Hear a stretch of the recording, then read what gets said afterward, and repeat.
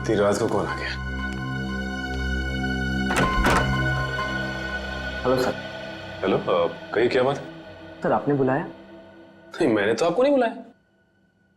लेकिन sir phone तो इसी रूम से आया है। मैंने तो कोई फोन नहीं किया। देखिए, आपको कोई गलतफहमी हो रही होगी। ओके सर, कोई बात नहीं, सॉरी सर। ठीक है।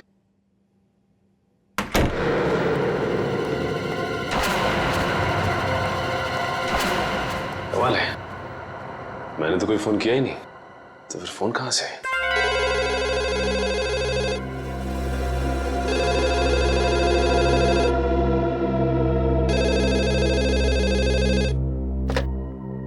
हेलो हेलो, आप सीआईडी ऑफिसर सचिन है ना? हाँ, मैं इंस्पेक्टर सचिन बोल रहा हूँ। बोलिए क्या बात? सर मेरी बात प्लीज गौर से सुनिएगा। एक खून होने वाला है सर। खून? किसका खून? एक आदमी अपनी मानसिक रूप से बीमार पत्नी की हत्या करने वाला है सर। सिर्फ आप ही है जो उन्हें बचा सकते हैं। उस बंगलो में उन दोनों के सिवाय और कोई नहीं है। ये आदमी रहता कहाँ पे? Hello hello hello.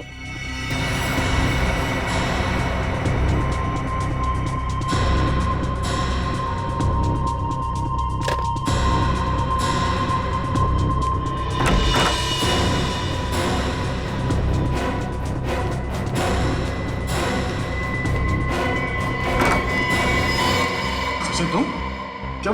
एक आदमी का फोन आया था, उसने कहा किसी की जान को खतरा है। सर, मुझे भी ऐसा ही एक फोन कॉल आया था। तुम्हें भी फोन कॉल है? क्या कहा उस फोन करने वाले ने? सर वो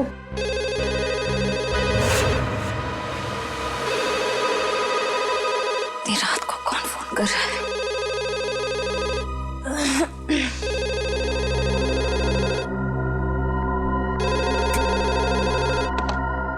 हेलो इंस्पेक्टर श्रेया सीआईडी से। जी बोल रही हूँ। जी मैं आपको बताना चाहती हूँ कि एक बुजुर्ग की जान को खतरा है। उनके रिश्तेदार उन्हें दौलत के लिए मारना चाहते हैं। कौन बोल रही हैं आप? कहाँ से बोल रही हैं? देखो, मैं कौन हूँ, कहाँ से बोल रही हूँ ये जरूरी नहीं है। आपके पास सिर्फ 48 घंटे हैं उन्हें बचाने के लिए। Hello hello.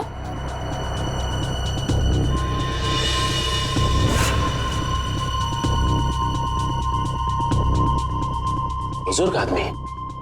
सर, मुझे जिस आदमी ने फोन किया उसने ये बताया कि एक मानसिक रूप से बीमार पत्नी को उसका पति मारना चाहता है। और फोन पे जिस आदमी से मेरी बात हुई उसने ये नहीं बताया कि कौन मरने वाला है। हाँ, वो तो हो गया, आज सेमिनार ठीक ठाक गिरा। ठीक है, गुड नाइट। ओके।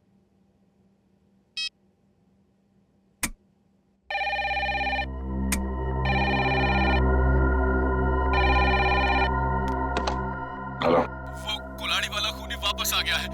अगले 24 घंटे में एक नया शिकार करने। बचा सकते हो तो बचा लो उसे। Hello hello hello. एक बुजुर्ग, एक पत्नी और एक कुल्हाड़ी वाला खूनी। अब ये क्या चक्कर है? तीनों की जान बचाने के लिए सबसे पहले हमें ये पता करना पड़ेगा कि फोन किसने किया था। चलो।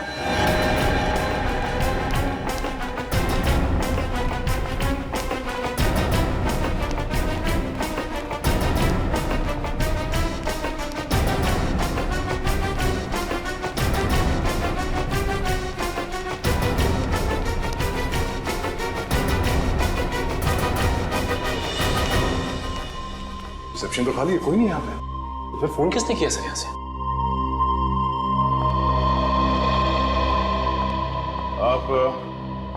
आप यहाँ के रिसेप्शनिस्ट हैं?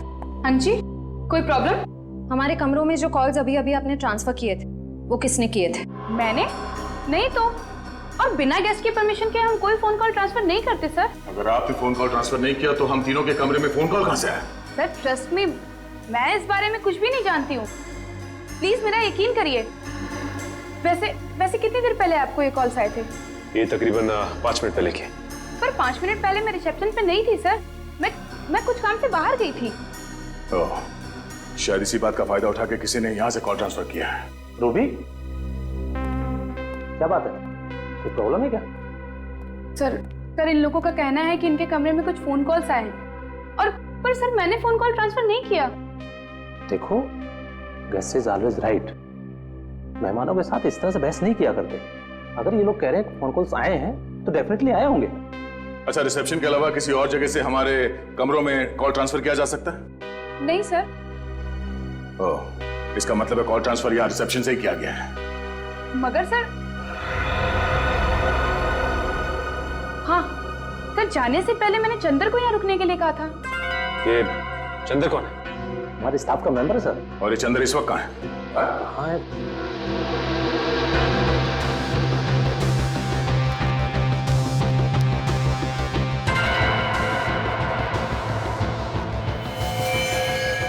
सर, सर यहाँ कोई बेहोश पड़ा है।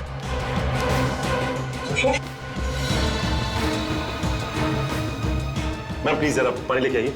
या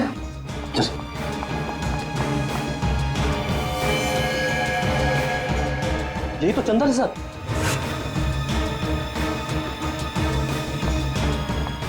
ये लीजिए। सर,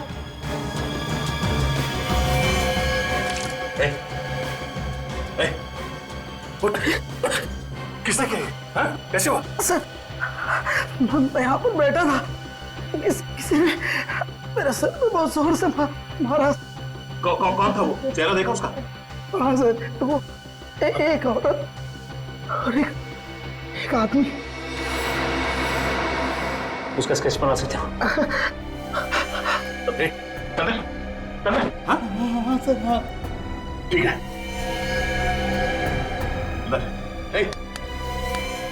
मैनेजर साहब, एम्बुलेंस को फोन करो, हॉस्पिटल ले जाना पड़ेगा इसे, जल्दी।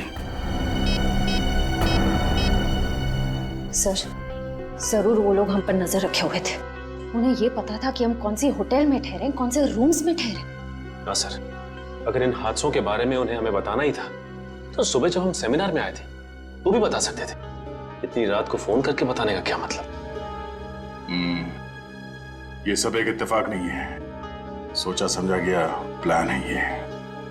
पहले हमारा यहाँ किक्कर जैसी जगह पे सेमिनार के लिए आना, उसके बाद हमारे कमरों में फोन कॉल्स।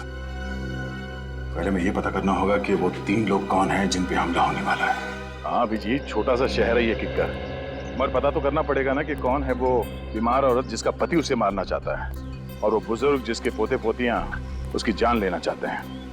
नहीं नहीं नहीं, तुम्हारे आने की जरूरत नहीं है। श्रेया गई है पता करने के लिए, आ रही होगी।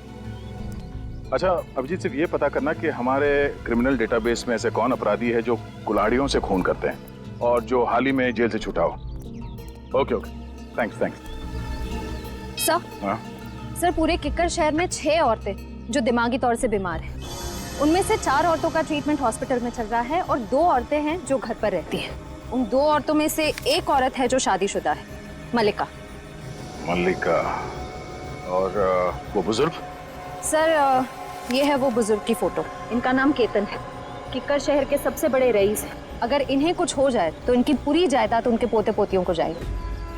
मल्लिका और केतन, इनके घर चल के देखना पड़ेगा।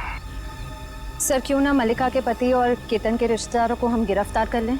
नहीं श्रेया, जुर्म करने का सोचना गुनाह नहीं है, जुर्म करना गुनाह है। इन लोगों को बिल्कुल भनक नहीं लगनी चाहिए कि हमें सब पता चल गया है। रंगे हाथों पकड़ना इन सबको। सर, हाँ ये रहे उन 2 लोगों के स्केच जिन्होंने चंदर पर हमला किया और उसे बेहोश किया। ये दोनों तो? हाँ सर, ये दोनों वही हैं जो हमें सेमिनार में मिले थे।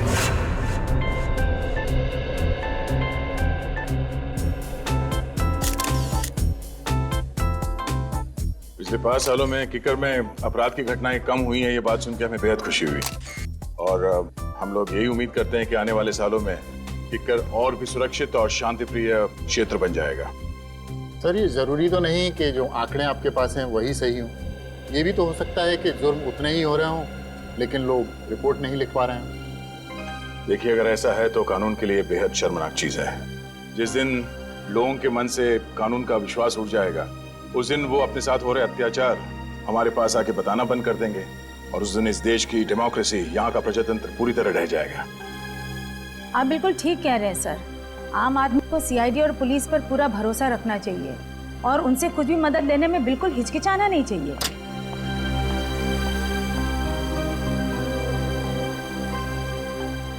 चलिए सर, खाना खा लेते हैं। हमारा अगला सेशन 3 बजे तक शुरू हो जाएगा। तो आप सबसे निवेदन है कि प्लीज ठीक समय पर आ जाइए। चलिए sir. Sir please CID team की एक साथ फोटो। श्योर।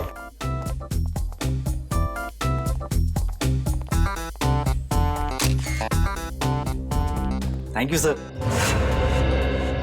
इन दोनों के बारे में अभय और माया से पता करो और इन दोनों को उनके ऑफिस बुलाओ। ये सब बिल्कुल झूठ है सर।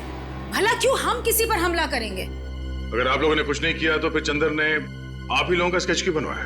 अब हमें क्या पता सर, आप चंदर से ही पूछ लीजिए ना। चंदर से पूछ चुके हैं, इसीलिए तो आप तक पहुंचे।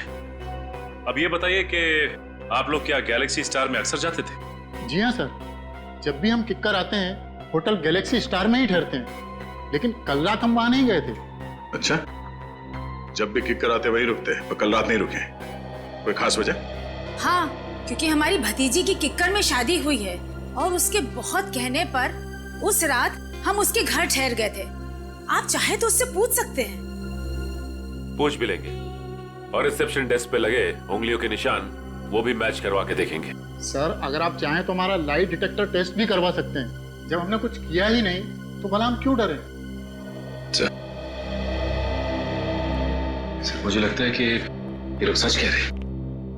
कहीं ये चंदर हमें गुमराह करने की कोशिश तो नहीं कर रहा है? चंदर ने हमसे कहा कि किसी ने उसके सर पे पीछे से हमला किया था, तो फिर उसने उसका चेहरा कैसे देखा, स्केच कैसे बनवाया?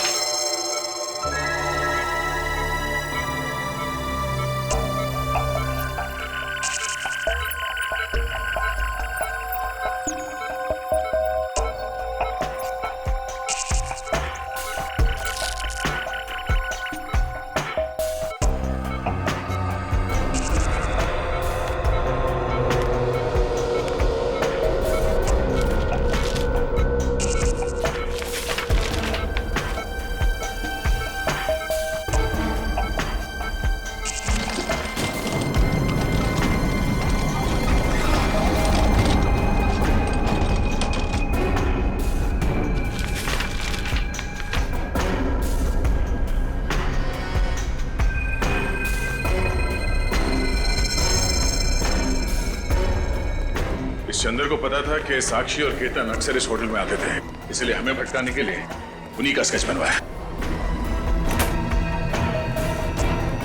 अरे ये चंदर कहां गया? इसी रूम में रखा था उसे सर।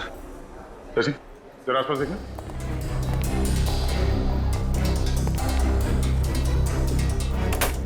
सिस्टर, इस कमरे में वो चंदर नाम का जो पेशेंट था कहां गया? सर वो तो अपने कमरे में ही था, किसी ने बाहर निकलते हो तो देखा नहीं उसे। सर। हाँ सचिन। सर ये खिड़की तो बंद है, यहां से तो भागा नहीं, लेकिन ये कपड़े छोड़ के।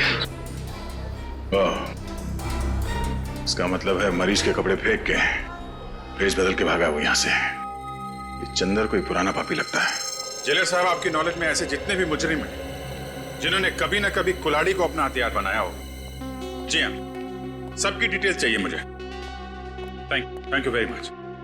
कुछ पता चला? हाँ सर, किक्कर इलाके के ऐसे 3 लोगों के क्रिमिनल रिकॉर्ड्स मिले जिन्होंने कभी ना कभी कुल्हाड़ी से कोई जुर्म किया हो। कौन कौन है वो? सर एक का नाम है कमला, 35 साल की औरत है। इसके सास ससुर इसे दहेज के लिए परेशान करते थे। एक दिन तंग आकर इसने उन पर कुल्हाड़ी से वार कर दिया। कौन सी जेल में? सर बिंजलपुर जेल में थी। पिछले हफ्ते वहां आग लगी और 6 कैदी फरार हो गए, उनमें से एक ये भी थे। और बाकी दोनों? सर एक का नाम है नरुआ और एक का नाम है जग्गा। नरुआ ने अपने मकान मालिक पर हमला किया था और जग्गा ने अपने सौतेले पिता पर। नरुआ के खिलाफ कोई सबूत नहीं थे तो अदालत ने उसे छोड़ दिया और जग्गा को मानसिक मरीज बताकर असाइलम भेज दिया गया।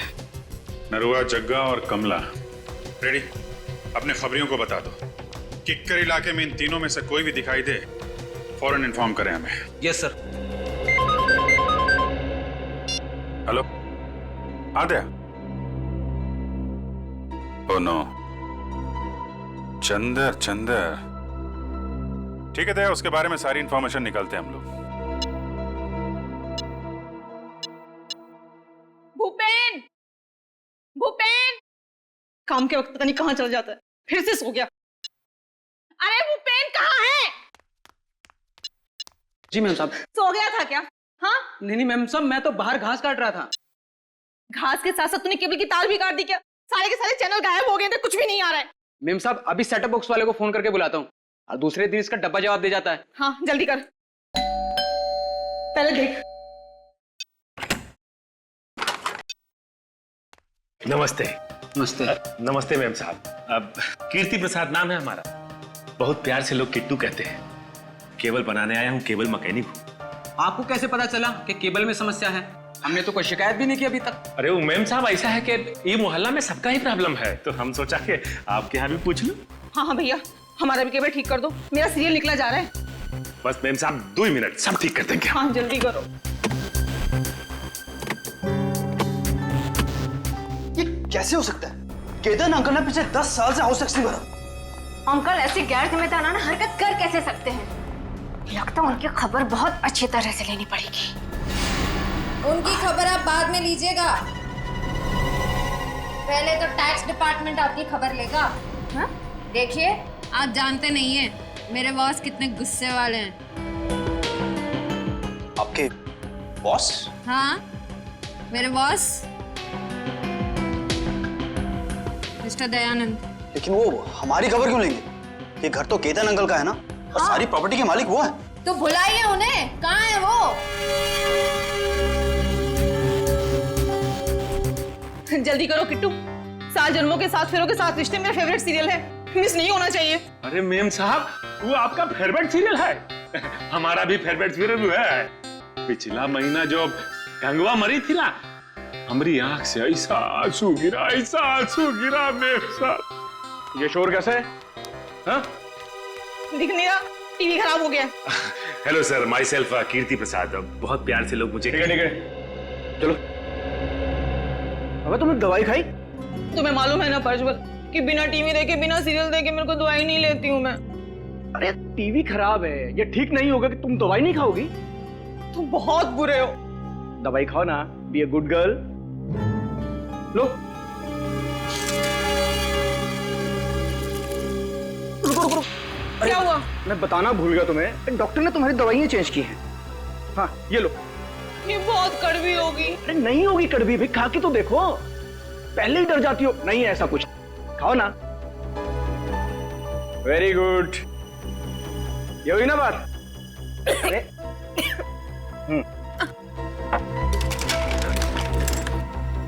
साहब क्या है कि आपका सेटअप बॉक्स में बारिश का वाटर घुस गया है, तो हम शाम को आगे ना आता हूँ। नहीं शाम को नहीं, तुम एक काम करो, तुम परसों आओ। तुम्हारा दिमाग खराब हो गया है प्रज्वल। हाँ, 3 दिन तक मैं बिना टीवी के कैसे रहूंगी? और किट्टू, हमारी छत तो टपकती ही नहीं है, तो सेटअप बॉक्स में पानी कहाँ से घुस गया? तो क्या है कि मैम साहब कोनो गीला हाथ लगाया होगा सेटअप बॉक्स पे। ये इस विपिन ने लगाया होगा। गुस्सा मत करो ना, सब ठीक हो जाए। सुनो सही, कैसे रहूंगे? तो क्या है मैम साहब के हमारे पास वो सुखाने के लिए पंप नहीं है, तो हम लेके आते हैं। हाँ भैया। अच्छा मैम साहब। क्या गिराया तूने? तोड़ा तो नहीं कुछ? अरे नहीं साहब, कुछ नहीं। जाओ यहाँ से। हाँ हम आते हैं सर।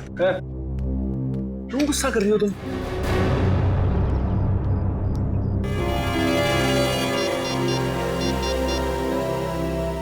बस सर लगता है आज रात मालिका का पति कुछ ना कुछ करने वाला उसके साथ। नमस्ते, मेरा ही नाम केतन है और मैं अजय, इनका बिजनेस पार्टनर। केतन जी, मेरा नाम दयाश्री है। मैं यहाँ आपके हाउस टैक्स के बारे में बात करने आई। बात यह है कि आपने पिछले 10 सालों से हाउस टैक्स भरा नहीं है। क्या कह रही हैं आप? क्या हम लोगों ने हाउस टैक्स नहीं भरा? हमने भरा तो है। दयाश्री जी, मुझे लगता है आपको कहीं ना कहीं गलतफहमी हो रही है। जे साहब, मुझे कोई गलतफहमी नहीं हो रही। अगर आपने हाउस टैक्स भरा होता तो हमारे रिकॉर्ड्स में भी होता। देखिए, आप जानते नहीं मेरे बॉस कितने गुस्से वाले हैं। अच्छा ठीक है। देखिए, मैं परसों आपके टैक्स ऑफिस आ जाता हूँ और सब कुछ ठीक कर देता हूँ, लेकिन मुझे लगता है कि कहीं ना कहीं रिकॉर्ड्स ऊपर नीचे हो गए होंगे। परसों क्यों, कल क्यों नहीं? मैं अपने बॉस से क्या कहूंगी? क्योंकि कल ऑफिस में हमारी इंपॉर्टेंट मीटिंग है और जेजे का वहां पे होना बहुत जरूरी है। कैसी मीटिंग? इस मीटिंग के बारे में मुझे क्यों नहीं बताया? अंकल, मैंने बताया तो था आपको, शायद आप भूल गए होंगे। अच्छा, हो सकता है।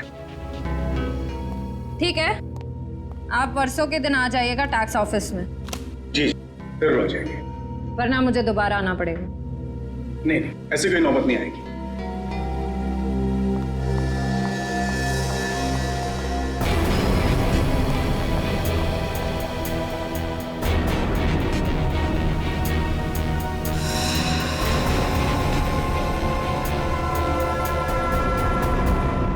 हाँ, किकर से भागा हॉस्पिटल से? नहीं, मुझे नहीं लगता बहुत दूर गया होगा। हाँ नहीं, जैसे ही कुछ पता चलता है मुझे इन्फॉर्म कर। तेरे को जितना बोला गया है उतना कर, ठीक है? चंद्र के बारे में कुछ पता चला? हमारे रिकॉर्ड्स में कुछ इन्फॉर्मेशन है?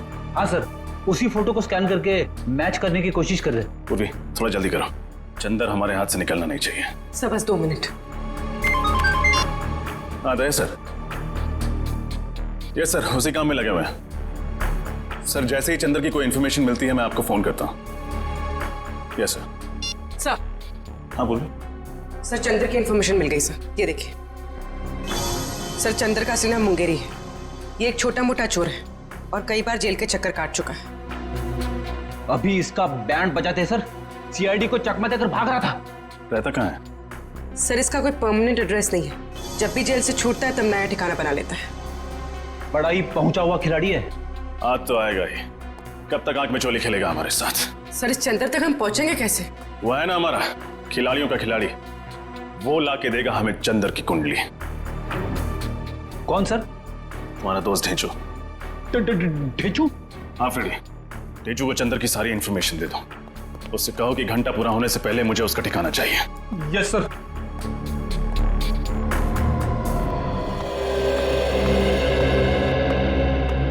नमस्ते। जरा ये फोटोज देखना। इन तीनों में से कोई ठहरा हुआ था आपके होटल में पिछले कुछ दिनों में?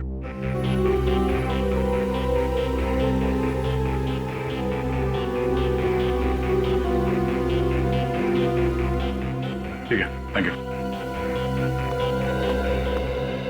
नहीं सर, ये तीनों तो नहीं आए थे, पर एक अजीब सा आदमी आया था जिसकी दाढ़ी थी और दिन में काला चश्मा पहन के रखा था और उसके पास में आईडी कार्ड भी नहीं था। आईडी प्रूफ नहीं था और आपने उससे होटल में ठहरने दिया? नहीं सर, बगैर आईडी के तो हम किसी को होटल में नहीं ठहराते। पास में ही सेवापूर्ण नाम का गेस्ट हाउस है, मैंने उसे वहां भेज दिया। सेवापूर्ण गेस्ट हाउस? हाँ सर, ऐसा एक आदमी आया तो है यहाँ पर, 10 दिन से यहीं पर रुका है। अभी भी होटल में ही है? जी नहीं, अभी तो बाहर गया है, शाम तक ही लौटेगा। बिना आईडी के तुमने उसे 10 दिन यहाँ पे ठहरने दिया? हाँ, जानते हो ना ये गैर कानूनी है। सरकार के नियमों को तोड़ा है तुमने। गलती हो गई सर, आगे से किसी को भी बिना आईडी के नहीं रुकने दूंगा। जरा ये फोटो देखो, इन दोनों में से कौन था वो? नहीं सर, इनमें से तो किसी के जैसा नहीं दिखता। उसकी तो दाढ़ी थी सर। दाढ़ी मुझ नकली भी हो सकती है, ध्यान से देखो और पहचानो कौन है वो। नहीं सर, दाढ़ी हटाने के बावजूद भी वो इनमें से किसी के जैसा नहीं दिखेगा। अच्छा, तुम्हारे होटल में सीसीटीवी कैमरा है जहाँ पे उसका चेहरा देख सकते हैं? नहीं सर, छोटा सा गेस्ट हाउस है, गलती से कभी कभार 1-2 लोग आ जाते हैं, वो सीसीटीवी कैमरा अफोर्ड नहीं कर सकते ना सर। उसके बारे में कुछ बता सकते हो? कब उठता है, कहाँ जाता है, कब लौटता था वो? नहीं सर, उसके आने जाने का तो कोई ठिकाना नहीं था। कभी कभी सुबह निकल जाता था, कभी दोपहर को, कभी शाम को जल्दी लौट आता था, तो कभी कभी रात के 3-4 भी बज जाते थे सर। अच्छा,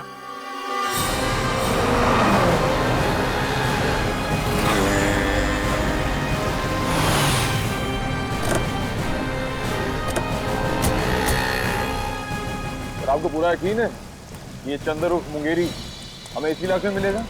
ढेंचू ने तुम यही बताया था और उसकी खबरें अक्सर सही होती। और वैसे भी चंद्र अपना कर वाला काम निपटा चुका है। ये बात तो तय है कि हॉस्पिटल से भागकर वहां नहीं जाएगा। सर ये भी तो हो सकता है कि हॉस्पिटल से निकलने के बाद चंद्र किसी और शहर चला गया। होने को तो कुछ भी हो सकता है निखिल, लेकिन चंदर का अपना घर यहाँ इस शहर में, चल के देखते हैं।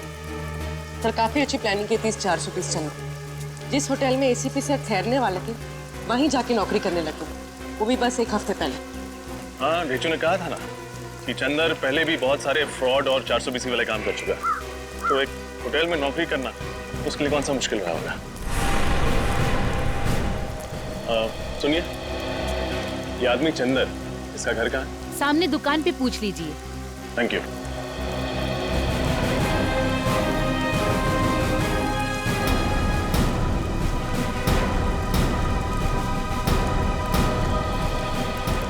भाई साहब, ये चंदर का घर कहाँ है? जी नहीं मालूम। मुंगेरी? आप मुंगेरी ढूंढ रहे हैं? हाँ, मुंगेरी और चंदर। मिले तो उससे कहिएगा कि मेरे पैसे लौटा दे। 6 महीने पहले उसने मुझसे 10,000 रुपये उधार लिए थे, कहा था 1 हफ्ते में लौटा दूंगा, अभी तक 10 रुपये नहीं लौटाए। हाँ बोल देंगे, लेकिन वो रहता कहाँ? वो सामने वाला घर है साहब, वो सामने वाला।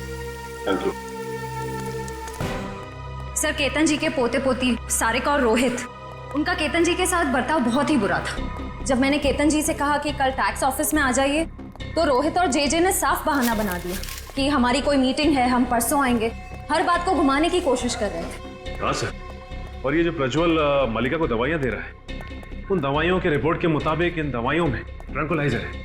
अच्छा, और सर ये दवाइयाँ मेंटल पेशेंट्स को नहीं दी जाती। और तो और सर, उसने मुझे भी शाम को आने से मना कर दिया, जैसा केतन के घर पे हुआ था।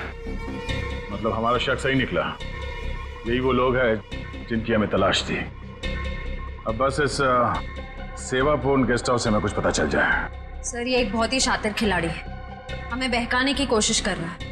हाँ, पर ये बात तो तय है कि जो फोन कॉल्स हमें आए थे वो सही थे। 3 लोगों के खून होने वाले हैं, कोई तो है जो हमें चुनौती दे रहा है।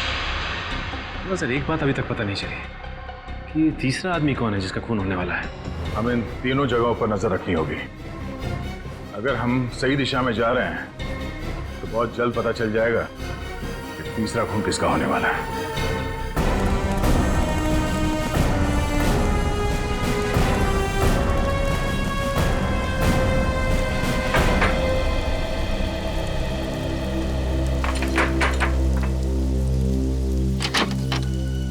जी कहिए। मुंगेरी से मिलना। आप लोग? सीआईडी। निखिल पूर्वी, देखो कहाँ?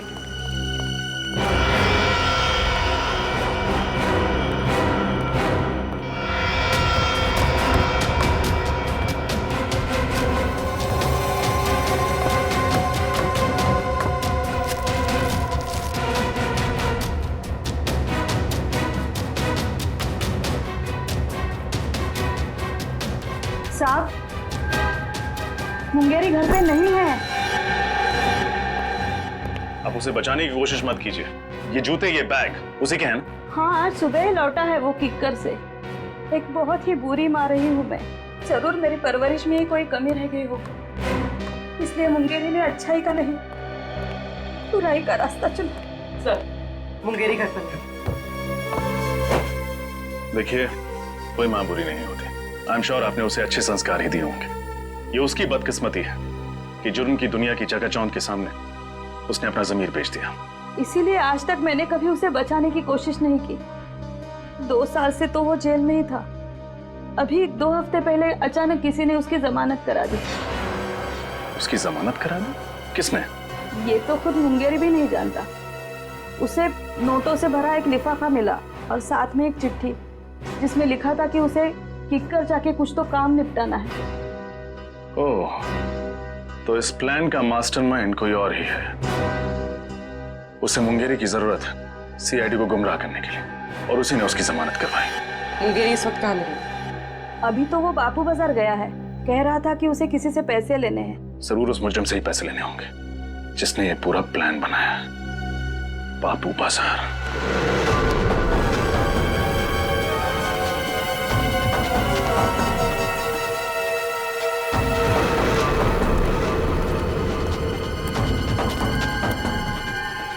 यहाँ दिखते हैं। सर, वो रहा चंदर।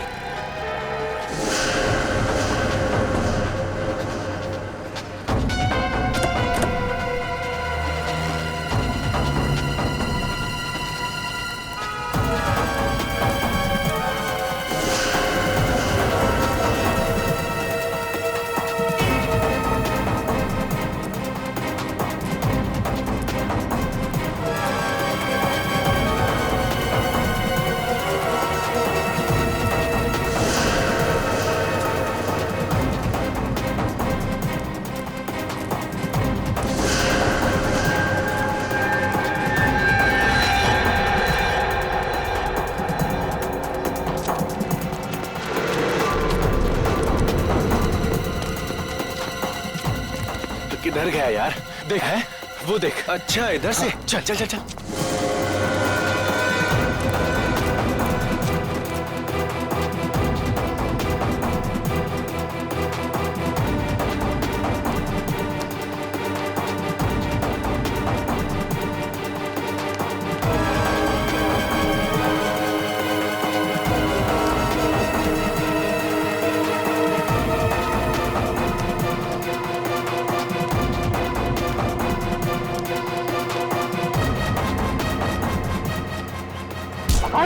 जल्दी भी क्या मुंगेरी, हमसे 2 पल बात नहीं करोगे? बैक्चिन बैक्चिन बैक दे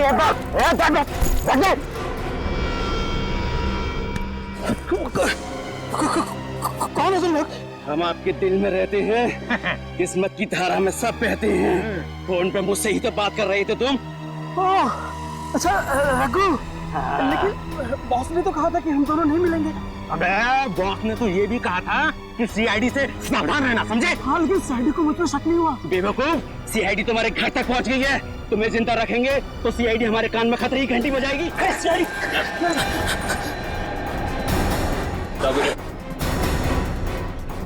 खतरे की घंटी भी बजाएंगे और इंसाफ की लोरी भी सुनाएंगे। मुझे कुछ नहीं मालूम साहब, मुझसे तो सिर्फ इतना कहा गया था कि मुंगेरी को खत्म कर दो सर। किसने कहा था? किसने कहा था? बॉस ने कहा था, बॉस ने। कौन है तुम्हारा बॉस? सर कुशल। कुशल? सर कुशल तो वो होटल मैनेजर है। सर उसी ने मुझसे कहा था सीआईडी को सारे फोन कॉल्स करने के लिए। मुझे तो ये भी नहीं पता है कि मरने वाले कौन है और मारने वाला कौन है। निखिल ले जाए ना, चल हट हट। अपनी किकर वाली टीम को इन्फॉर्म करना पड़ेगा। पता नहीं क्या चल रहा है इस कुशल की खोपड़ी में। ध्यान से देखो सीढ़ी। ये मुझे क्या हो रहा है? मेरा सर क्यों चकरा रहा है? हाँ? कौन सी गोली दी है? मलिका, लगता है वो दवाई ने ना साइड इफेक्ट कर दिया। हम डॉक्टर के पास ही जा रहे हैं। लगता है ये लोग मल्लिका का काम तमाम करने जा रहे हैं। गोदाम में आग लग गई, जीजे ने मुझे फोन करके बताया क्यों नहीं? कल आपको फोन करने की कोशिश की थी, आपका फोन बंद था। मैं अपना कभी फोन बंद नहीं रखता। अंकल प्लीज जल्दी चलिए, आखिर देखें तो सही कि नुकसान कितना बड़ा हुआ है। चलो।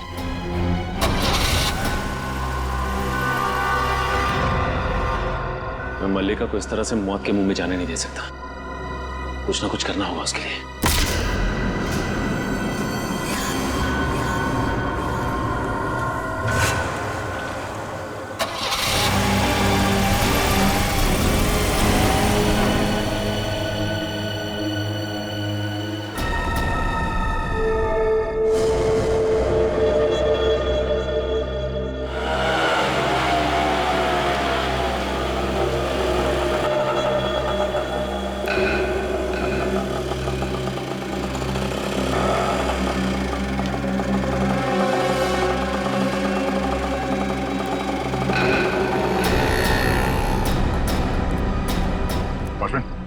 अभी जो आदमी रिक्शा से उतरा, कहाँ गया वो? साहब बड़ा ही अजीब आदमी है, उसका कुछ पता नहीं रहता है। अभी अभी आया और तुरंत उसका मन बदल गया, कहने लगा सुबह लौटूंगा। इधर ही गया है।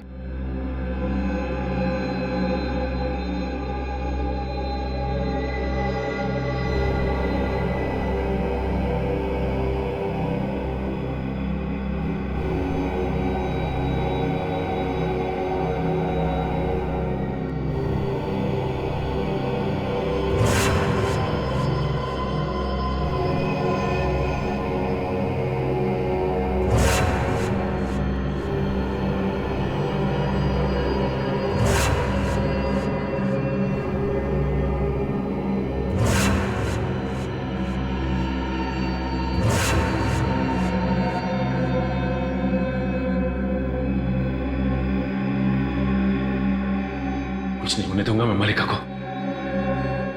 कुछ नहीं होगा उसे, कुछ नहीं।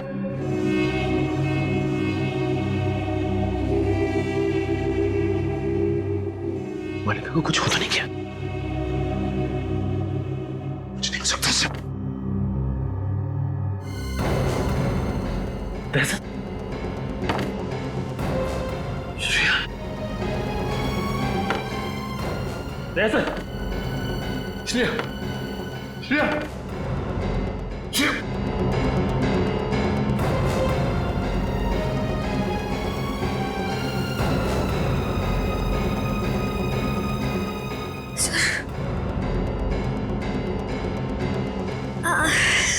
मेरे सर में बहुत दर्द हो रहा है। दहशत, दहशत, सर, सर, दहशत, दहशत। दहशत।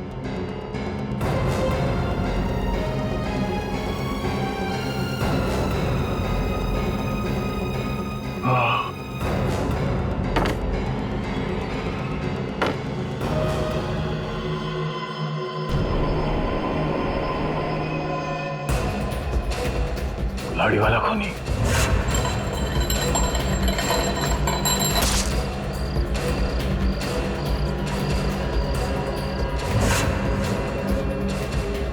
ये सब एक साजिश थी हमें बंदी बनाने की। क्या सर? मल्लिका और केतन जी भी इस साजिश में मिले हुए हैं? श्रेया, मुझे नहीं लगता मल्लिका और केतन इतने शातिर नहीं है। हाँ सर, उससे पहले कि वो उन तीनों का खून करे हमें बंदी बना लिया। सर, अगर हमारे यहाँ छूटने से पहले उसने उन लोगों को मार दिया तो? नहीं, ऐसा कुछ नहीं होगा। हम लोग यहाँ से बाहर भी जाएंगे और उन्हें बचाएंगे भी। हमारे हाथ पैर बंधे हुए हैं, दिमाग तो खुला है।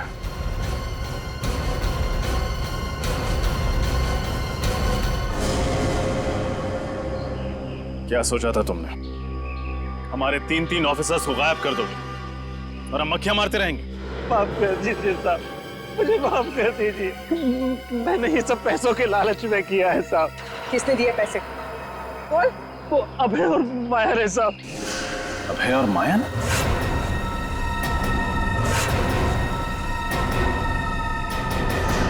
वो एनजीओ वाले जिन्होंने ये सेमिनार ऑर्गेनाइज किया था?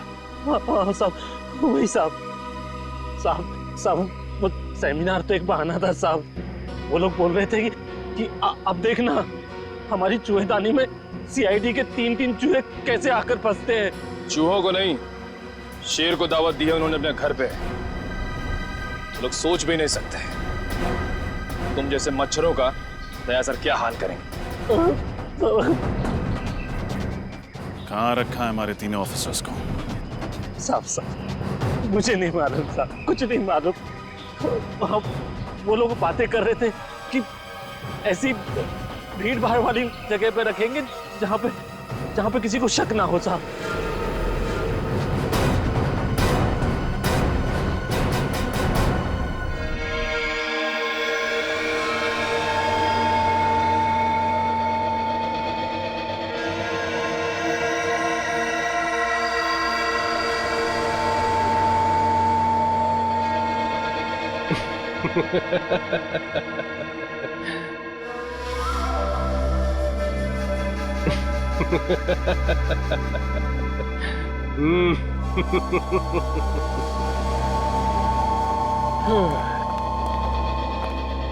बॉस अंदर आ जाए।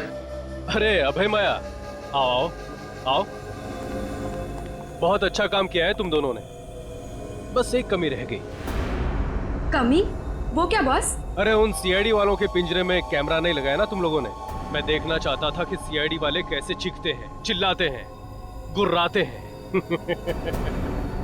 वो सीआईडी वालों को तड़पाने का मजा ही कुछ और है।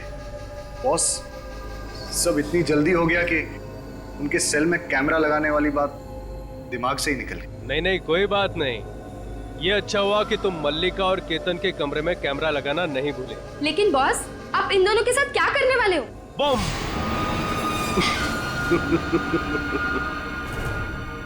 मार दूंगा उन्हें। और सीआईडी वालों को भी। इन 3 बेगुनाह लोगों को ना बचाने के पछतावे में ये सीआईडी वाले खुद ब खुद मर जाएंगे। लेकिन बस मलिका और केतन के अलावा वो तीसरा कौन है जिसे आप मारने वाले हो? वो तीसरा ही तो है तुरुप का इक्का, जिसकी मौत से सीआईडी वालों के हौसलों की भी मौत हो जाएगी।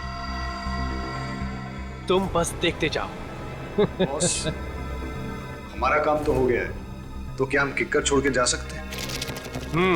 तुम दोनों कुछ दिनों के लिए अंडरग्राउंड हो जाओ। तुम दोनों के पैसे तुम्हारे बैंक अकाउंट में ट्रांसफर कर दिए गए हैं। Thank you boss. अब होगा सीआईडी का सर्वनाश।